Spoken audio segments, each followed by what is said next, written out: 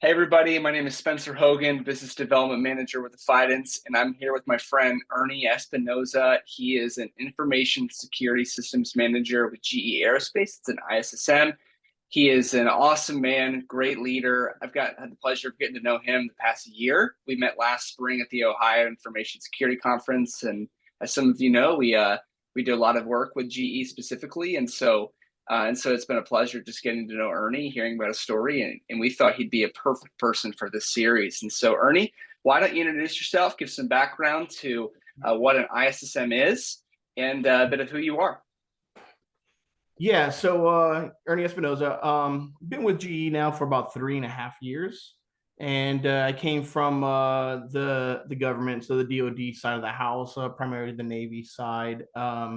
Been in the ITIA field for I don't know 25 years or so. Kind of stopped counting after a while, um, but yeah, like I said, here at GE.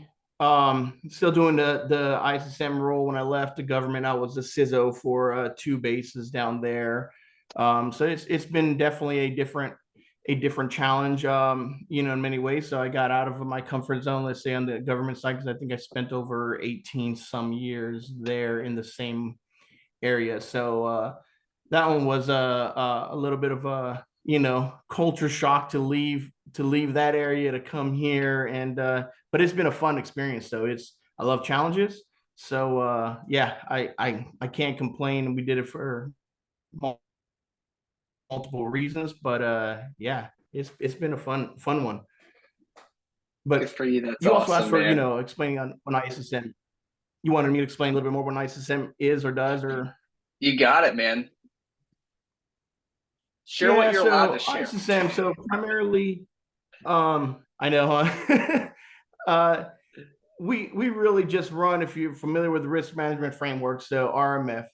So I work on a lot of classified programs, all kinds of programs on classified programs.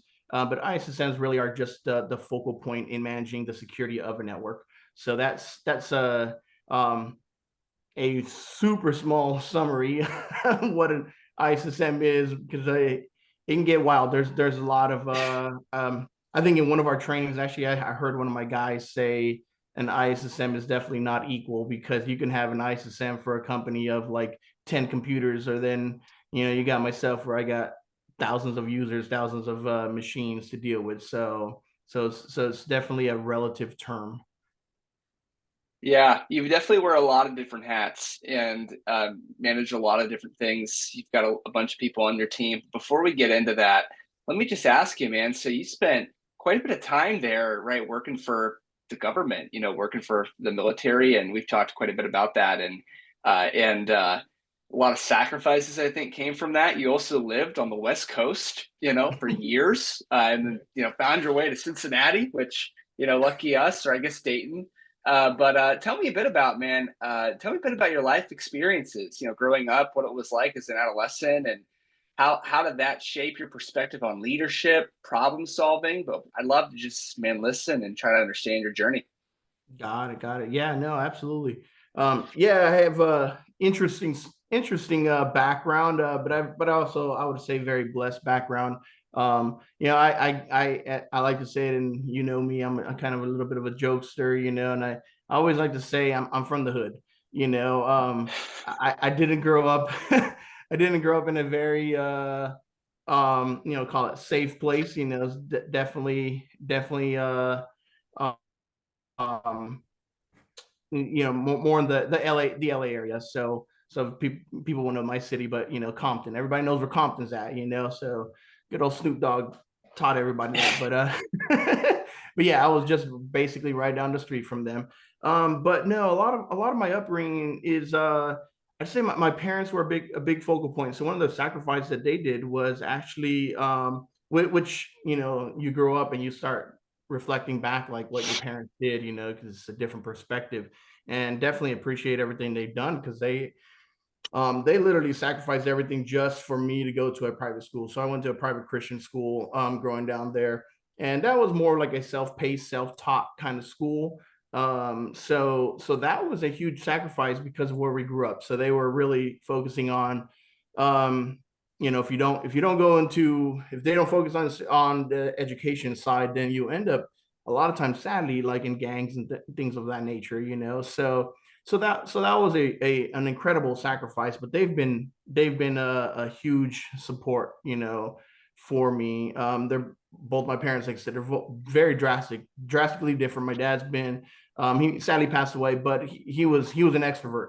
He built relationships with everyone, knew everybody's name and vice versa. And I think a lot of that from him. And then I got my mom. She was like, oh my goodness, that lady still, I can't find anyone that works harder than her. Because I remember her getting up, I don't even know what time. It could be 5, 4 a.m. I don't even know, but she would get ready, make breakfast for the three of us, those three kids, make our beds, and then she wouldn't even drive. She would walk to the bus stop and take the bus to work. And how you call it, by the time I got back home from school, uh she's got dinner ready to go, Wow. and you name it, it was constant all the time. So I learned a lot of hardworking skills based on them too. But the school I grew up in, was also, because of the self-paced, self-taught thing. I think there was a lot of critical thinking skills that I captured and gained there. Then I had a lot of people that put their, what is it? They just poured their life on me, and in so many different ways. And so I think that definitely built me to be a quick, mature adult. So by the time I joined the workforce, which was one of my first jobs, was Universal Studios. I was just kind of thinking about this the other day. Universal Studios in Hollywood, and it was kind of a funny story, because the way I got into IT, or really the Air Force, was I joined, I became a what was it, a merchandise employee. So just working in the park, working under, doing merchandise. I quickly became a manager. Like, oh, this kid's sharp, hard worker, he's mature. So I became a store manager. I applied for a role in there to get a promotion, and I got turned down because I didn't have computer experience. At that time, I'm dating myself a little bit. I can barely even use, like, how to play solitaire, and I can just do solitaire and, like, go online and go on Right. AOL and chat with people. And that was, like, as far as my computer skills went at that time. So that kind of got me, as in, like, okay, I need to do something about my life. And that turned around where I joined the Air Force. And from that point on, that's my whole life just completely turned upside down from that point. That's awesome, man, and that's cool to hear about your parents too. It's awesome. I think you so clearly articulated, I think, why I enjoy being around you so much, which is like you're outgoing, you're warm, you're an extrovert. Maybe you're not an extrovert, but you're certainly very outgoing, right? You have great people Mm. skills. I think you have a way of just. I think you have like one of the most important qualities in leadership, which is the ability to go into a room and then people just like you, right? Like you're approachable, humble. It sounds like you might have gotten a lot of those skills from your dad, your mom, hard worker. I got to tell you, man, now that I have got a son, almost 8-month-old son, Right. given me a totally new perspective on moms, right? And I already knew that moms are hard workers, but totally, I mean, I say all the time, but she's got the toughest job in the house, and we've only got one kid, and he's barely crawling now, right? Right. So, um, hard work, great people skills. Grew up and had some teachers really invest into you, right? Went into the Air Force. That's awesome, man. And it's, I guess it's kind of cool to say, yeah, I worked at Universal Studios. You don't have to give any context to what you did there, right? But you can at least say you did it. So that's pretty cool, man. Tell me Yeah. tell me a bit about you now, then. So about your family, hobbies, interests, man. We've talked a lot about this offline, but tell me a bit Mhm. about your kids. You got a big range there, about your wife. I'd love to just listen. Yeah. Yeah, no, no. So I got 4 kids. So like you said, you have one, and you quickly learn, like, how hard that is, and that's what, like I said, my respect for my mom or my parents are like, wow, this is crazy.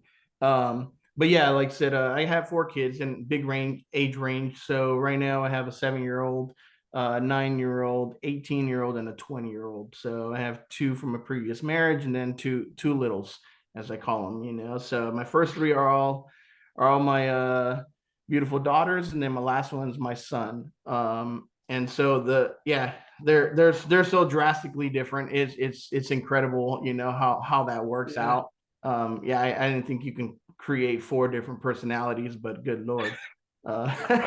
Yeah, it's so different. And I think my 9-year-old, my daughter, she's probably the most mature out of all of them. So Hmm. she leads the whole house. I think she's taking over. She takes over mama. She's definitely a type A, and it's like, oh man, yeah. She's great in so many different ways, but all of them, like I said, they all have great. They have even my two oldest. I'm beyond proud of them. From everything that they're currently doing. They were both college athletes. Received scholarships, and they've been successful and continue to be successful. So I'm just not. It just brings me joy watching them grow. Still. And then the littles are just. I'm just reliving it all and realizing like, man, this is a lot of work. Why we do this again? And they're expensive.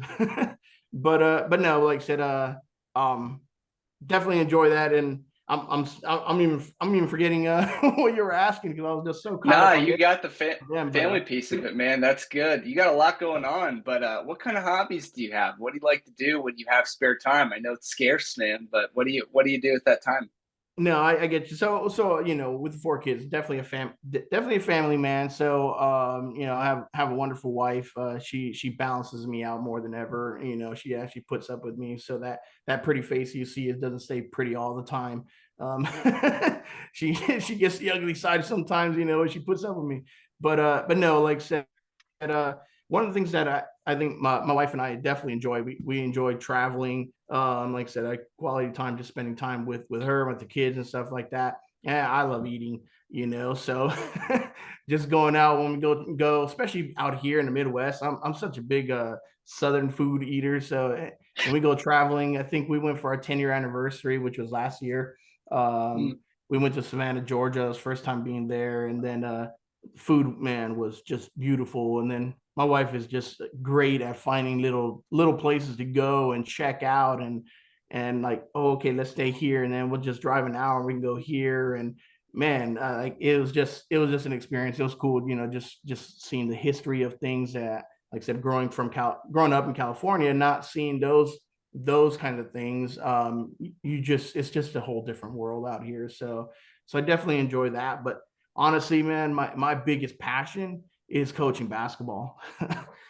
That right there, just like you're talking about, like people make comments of like, isn't that a lot of work? And absolutely, in California, I was a high school coach down there, a girls high school coach primarily because I have daughters. So that's really what I've been focusing on.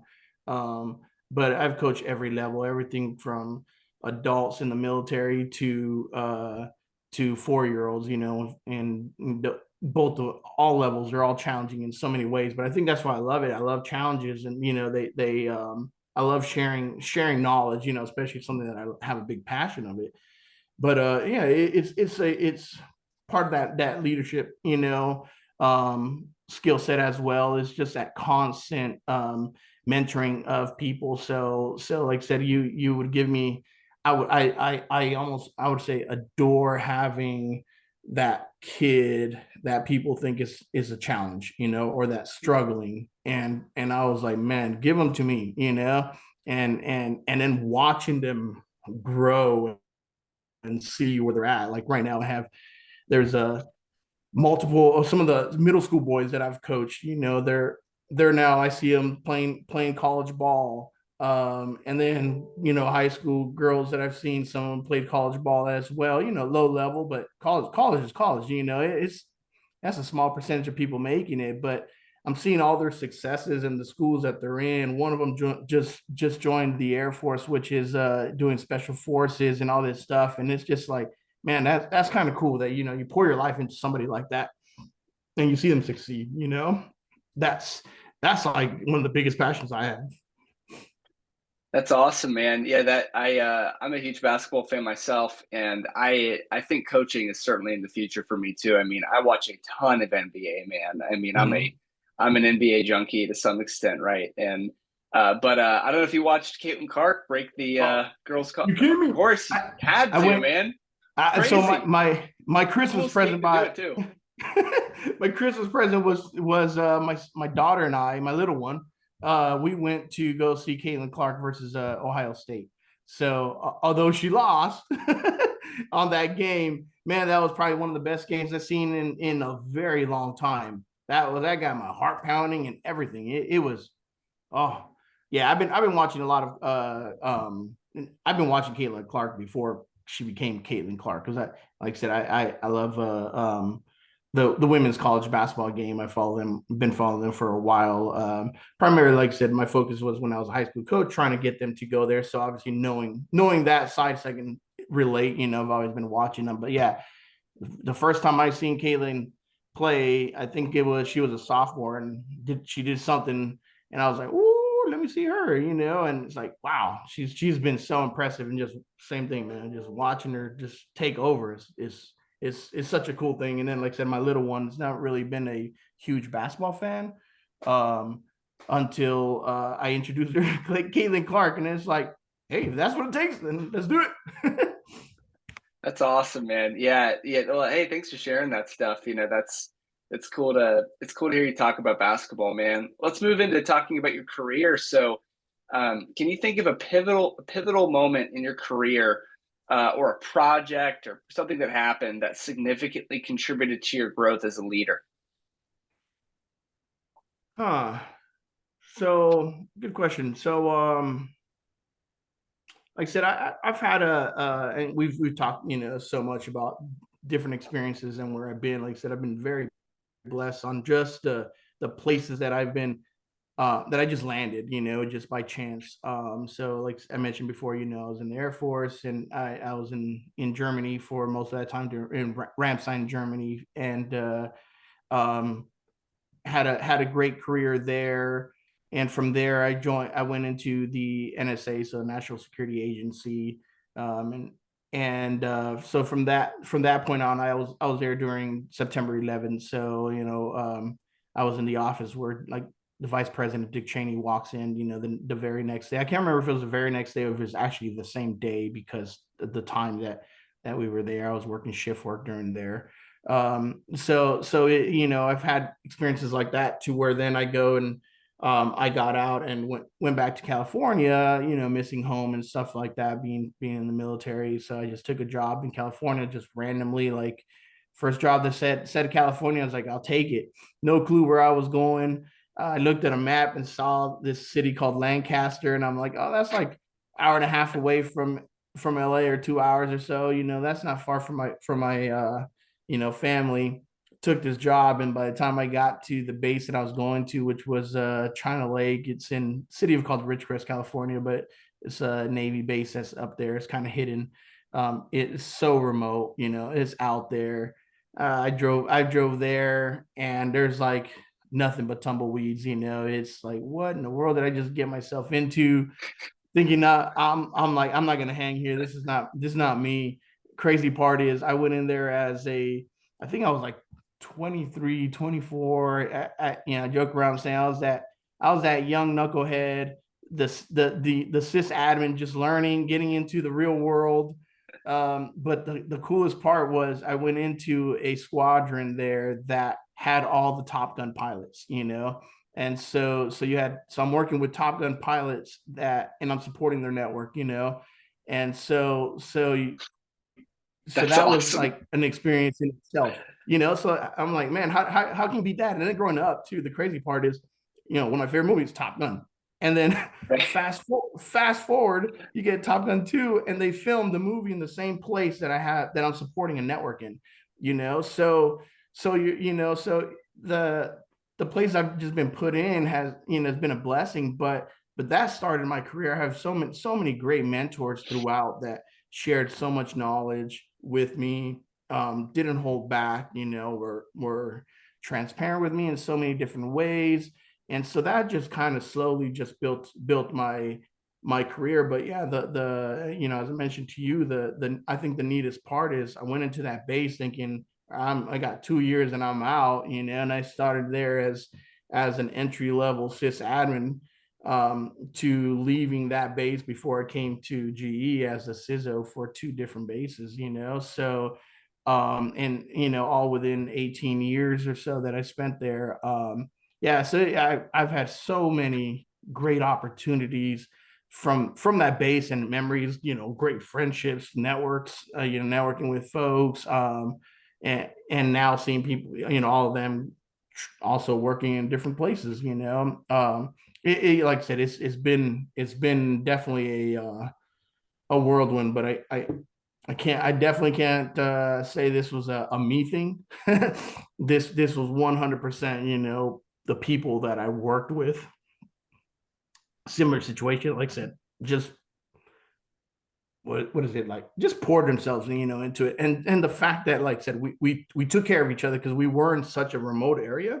There's a lot of times you can't go and call. I can't go and call Spencer and get a consultant to come help me out, because nobody wants to come out there, and or have they, there's a clearance barrier. You can't go out there unless you have the right clearance. So you got to learn the hard way, and we learn to trust each other, we learn to work with each other, and so that teamwork in itself is, I think, built um some of my successes, throughout.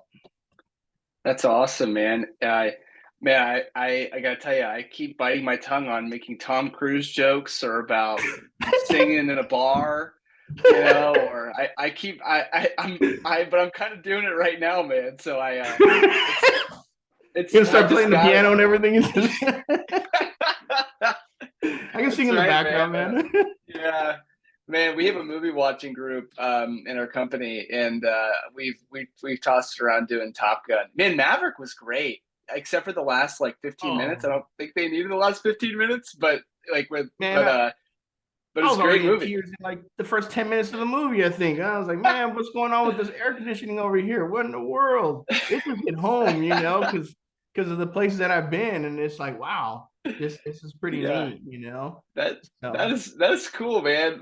That's a great party thing, a party yeah. story to And, tell there, man. and here's the crazy part. I never got to see him. I was there, but I just focused on work, It's like I knew we had to clear out one of the hangars, make sure that the equipment was out when they were filming, things of that nature. And I I've never been someone that gets starstruck, So it was just one of those things. Like I knew they were there, I knew they were filming.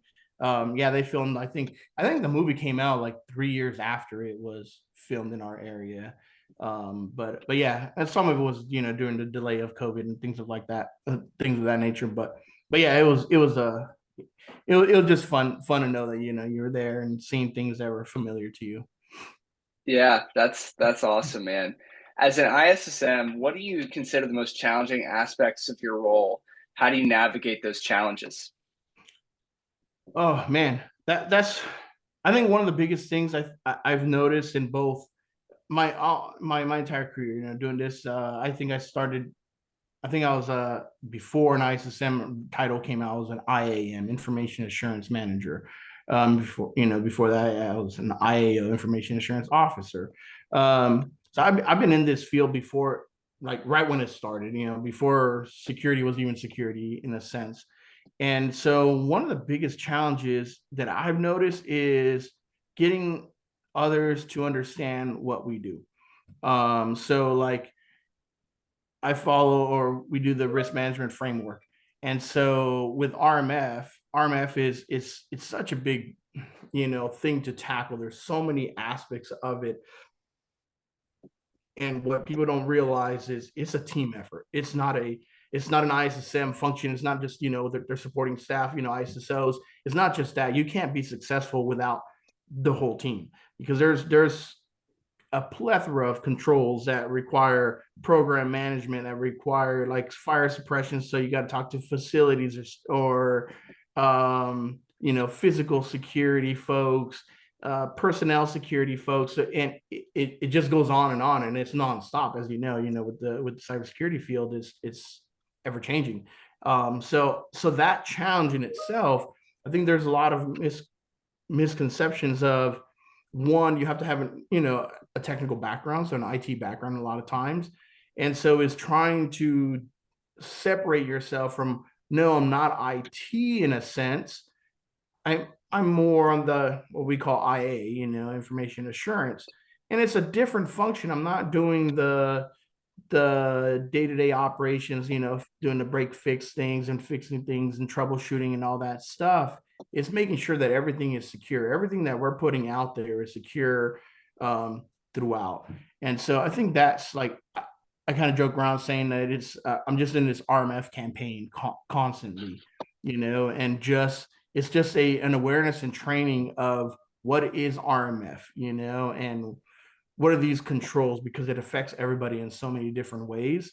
And I think that's part of the confusion as well, because people are like, well, you were doing this before, but now you're doing this, like what, and I'm like, man, I'm responsible for the whole picture, the whole thing. So balancing the needs of a business and still maintain the secure posture at all times it's a challenge. And I think that's why I love this job, is just because I like challenges. And that is, especially with GE, oh my goodness, it's, you gotta focus on, they gotta make money, and I get that. So you got to balance that, but I also got to be secure. We're also doing things that affect national security. So then I got to worry about that as well. So you got two sides of the house that I say, call it stressful, in a way. So it's that constant balancing act, and trying to find that happy medium that gets everybody working. So I think that's probably one of my biggest challenges. Just as I say, it's just a constant RMF campaign.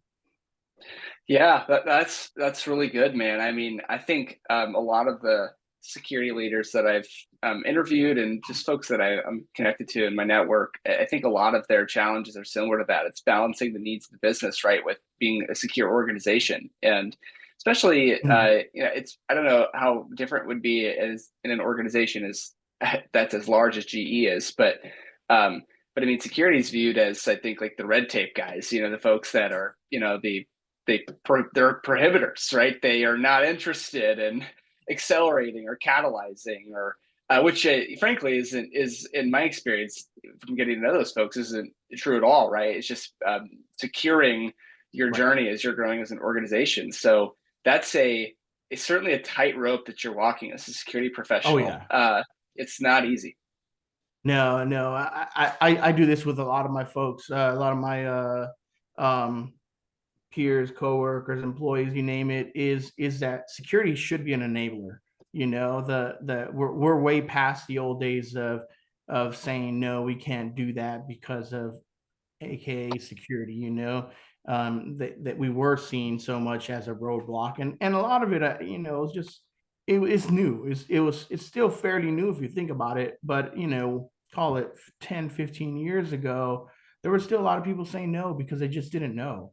And I think that's why RMF is one of the reasons why I love it so much, is because that transitioned a lot to this traditional security, to adding a technically knowledgeable person to assist them now, or having a technically knowledgeable person with a secure mindset that's now assisting your CEOs or your commanders on a base or something like that.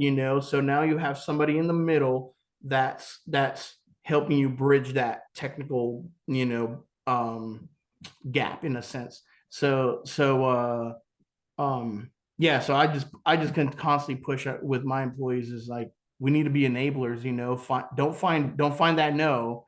And if people know me, especially where I came from the government, I think that was one of the biggest things that I did a lot, was I just try to break the barriers. If it's like, if somebody said no, or the no one knew how to do it, I was like, let me figure it out. Let me go figure out how to go around it, how we're going to do this, but in a secure manner. And so it's a balance. It's definitely a challenge. Hey, yeah, I think that's very relatable to a lot of the folks that'll be watching and reading this. So let's move into industry stuff here. So, bit of a broad question here, but what advice or tips would you share to other technologists that are growing their career? That are growing their career. I would say definitely be patient, um, be humble, and be an active listener. Um, and ask questions, you know. And the reason why I say be patient is you've seen this, you're in the same field as I am, you know. People go and they start chasing the money. They get a taste of the money and they go and do this role. They're getting paid, and then somebody goes, waves another carrot, and then they go and chase that carrot and they go to another place.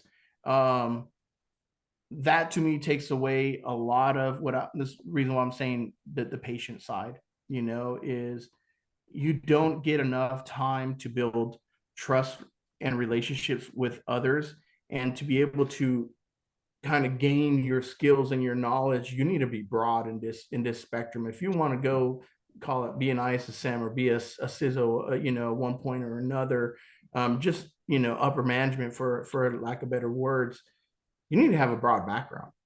And if you're just jumping ship, you know, chasing the carrot, yeah, you may be gaining little pieces here and there, but you're not really digging deep as to um, how to make a business succeed. You know, like you know, when you get there, you don't get to see the fruits of your labor if you leave. So that's been some of my successes there is just being able to, once I get my stuff under control, which sometimes could take a year, 2 years, you get your processes, your procedures, um, you know, going, and you have, call it, you know, a little bit, it's a little smoother. You have a little more time to yourself because you know, you've just accomplished things, and now it's just a maintaining situation. At that time, that's the time that you can go and spend a little more time. Go talk to your physical security folks. Go talk to your personnel security folks. You know, go spend more time with your program manager. You know, see what they do.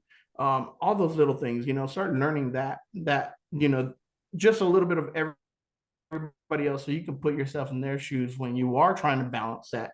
You know, balance the needs of the business, because now you understand where they're coming from, and you know, make keeping that security posture. But then again, just being humble. You know, just being humble. Like I'll be the first one. I tell my folks all the time, I'm not successful because of Ernie. This is not an Ernie thing. This is a team thing. I always go in there. I know where my weaknesses are and I know where my strengths are. And one of my first things is like, all right, where's my gaps? And let me go find that person, you know? And or like I have a deputy right now, and I've had a deputy when I was with the government as well. And same thing is I went purposely to go find someone that filled my weaknesses. It's a marriage, you know, it's a family. So just like, you know, I love my wife, and she's the best partner for me. She balances me out, you know. She's strong in her things, and I'm strong in mine, and we just work each other out. So same thing at work is, you know, if I have weaknesses, and I'm humble enough to admit, like, I can't do it all. There's no way. Our field is way too too big now. You know, there's so many so many forms that you can go into, and things that you cannot um, be the subject matter expert for everything. So you got to be humble enough to be able to accept one help, you know, assistance, and just know, like, sometimes it's just time to listen to somebody else, you know. And I just yesterday I was in a meeting, and I'm listening to the youngest member on my team, and learning things from them, you know, where the week before I'm listening to the oldest member of my team, you know, getting ready to retire, and listening and learning from them. You know, it's a constant learning things, just being humble and patient. I think those are some of the tips I would say to new folks coming in.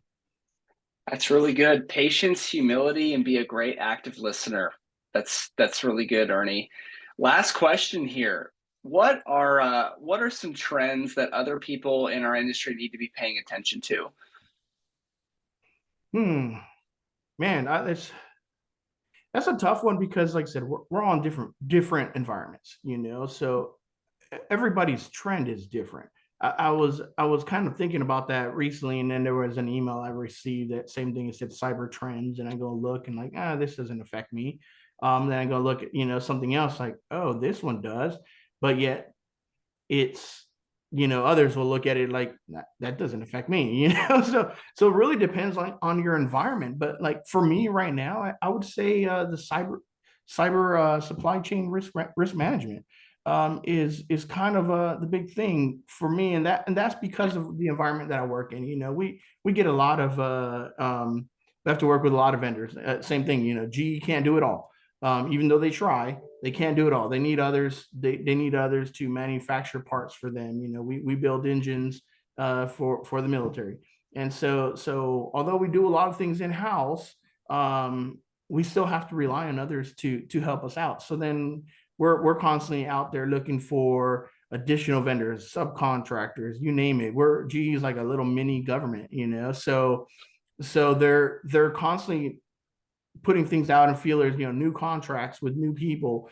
And so one of the things now is what I'm starting to see is third party, lower tiered suppliers. If we're not asking the right questions up front, or we're not putting in call it cloud security clauses or any security clauses into our contracts up front, we put ourselves in a pickle because of if they don't have good configuration management plans, if they don't have good identity and access management, processes internally, what are they outsourcing everything else to? Or like for us, we try not to use, or risk is there, is with foreign suppliers, things of that nature, or just having thinking about like embedded piece of equipment onto either hardware or whatever that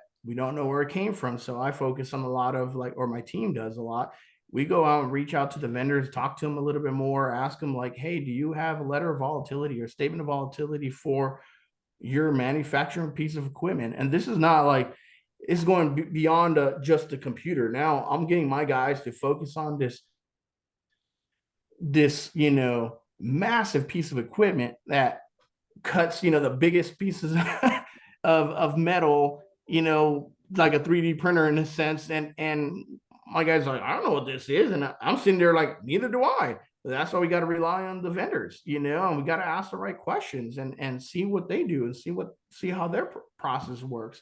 We actually have a vendor coming in to explain exactly that this Thursday. Is give me a data flow diagram of how your data moves from one place to another and where is it stored at, because I need to worry about the security aspects of it.